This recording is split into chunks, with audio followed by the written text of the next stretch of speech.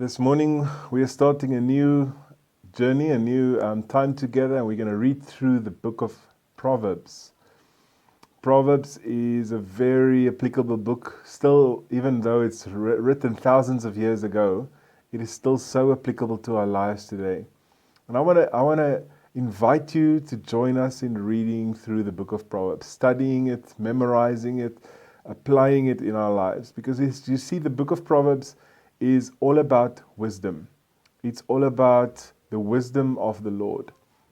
Now, wisdom isn't in and of itself a promise.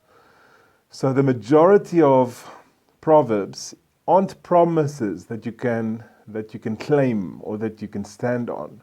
We can rather see them as paths. So it's a navigation system. It says if you're on this path, it will lead you to this location. If you're on that path, it will lead you to that destination. So we see the book of Proverbs as pointers, as navigational arrows that shows us where we will end up, most likely, if we follow that path. In Proverbs 1, it says that the fear of the Lord is the beginning of wisdom. The fear of the Lord is the beginning of wisdom. And it basically boils down to this. We need to acknowledge that God's wisdom is the best for us. God's wisdom is so much better than anything we can ever come up with, any wisdom we may gather here on earth. So sometimes God's instructions, His will, doesn't completely make sense to us, but God's wisdom is really the only wisdom that there is. Anything else fades in comparison.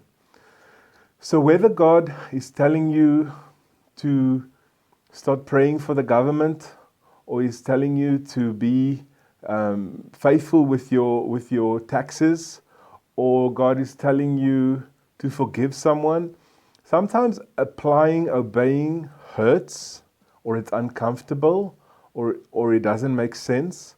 But God's wisdom is always better than ours. And we do not have full understanding, and we do not see the full picture.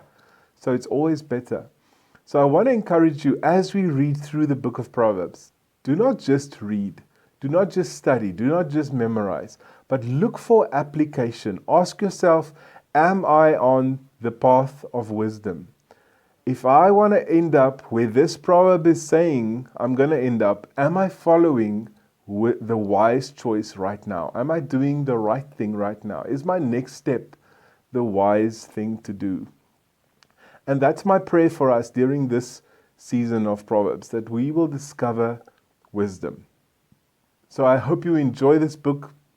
Please join our Bible reading plan so we can read it with community with others, encourage one another, share testimonies, challenge one another.